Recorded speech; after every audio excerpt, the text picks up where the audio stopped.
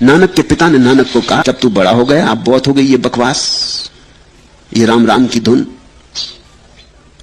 ये एक तारा बजाना, ये रात रात चिल्लाना, प्यारे प्यारे की रटन बहुत हो गई, अब कुछ काम धाम में लग।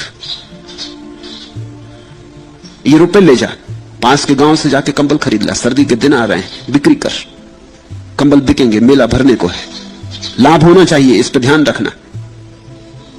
नानक गए, 2-4 दिन बाद खाली हाथ लौट आए, बड़े प्रसन्न आए, बड़े नाचते घर आए। और बाप ने पूछा कि कंबल वगैरह कहां है? तो उन्होंने कहा लाभ कमा लिया, तुमने कहा था लाभ होना चाहिए। रास्ते में फकीर मिल गए, नंगे फकीर जंगल में बैठे थे, सब कंबल बांट दिए। इससे बड़ा लाभ और क्या होगा? नानक ने कहा। मस्त लोग थे, बड़े प्यारे लोग थे, 2 दिन उनके साथ रहने में आनंद ही आनंद आ गया। और नंगे थे, सर्दी करीब आ रही। परमात्मा की तुम पे कृपा होगी, मुझ पे कृपा होगी, इस घर पे परमात्मा की कृपा बरसेगी, परमात्मा के प्यारों को कंबल दे आया हूं, और तुम क्या चाहते हो? लाभ। लाभ कहा था ना, लाभ कमल आया।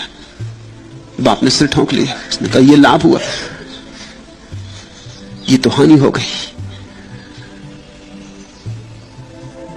नानक को नौकरी लगा दिया, कहा कि धंधा तो इससे होगा नहीं, धंधे में खतरा है, नौकरी लगा दी। नौकरी में ऐसा काम मिला उनको, गांव का जो बड़ा सूबेदार था उसके नौकरी लगा दी। वहां सिपाहियों को जो अनाज बांटा जाता था रोज, उसको तौलने का काम था, उसमें कुछ खास जरूरत भी न थी, तौलते रहते। मगर उस तौलने में घटना घट गई, उस तौलने में ही सिख धर्म का जन्म हुआ। एक दिन तौलते थे, ऐसे तौलते तो रहते थे दिन भर, भीतर तो राम की ही याद चलती रहती, भीतर तो उसका ही गुणगान चलता रहता, भीतर तो उसकी धुन बजती रहती, ऊपर तौलते रहते। ये काम भी अच्छा मिल गया था, इसमें कुछ ज्यादा खटपट भी न थी, बुद्धि का कोई उपाय भी ना था, भीतर हृदय गूंजता रहता, बाहर तौलते रहते। मगर उस दिन गड़बड़ हो गई, हृदय बुद्धि में आ गया, हृदय इतने जोर से छा गया कि बुद्धि दब गई।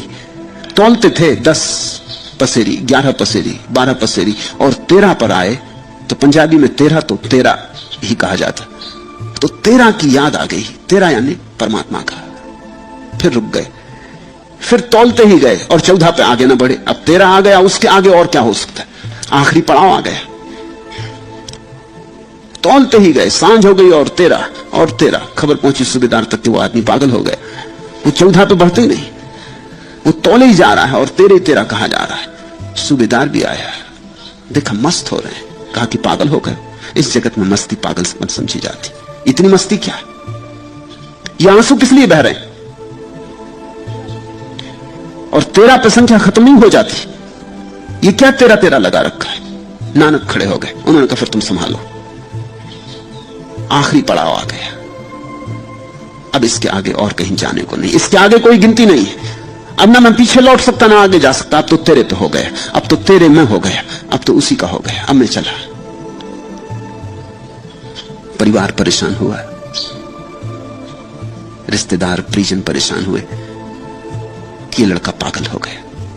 लेकिन इसी पागल लड़के से एक अपूर्व धर्म का जन्म हुआ, एक अपूर्व धारा बही। इस दुनिया में पागलों से ही आकाश की गंगा नीचे उतरी। इस दुनिया में पागल ही कुछ खबर लाए हैं परलोक की।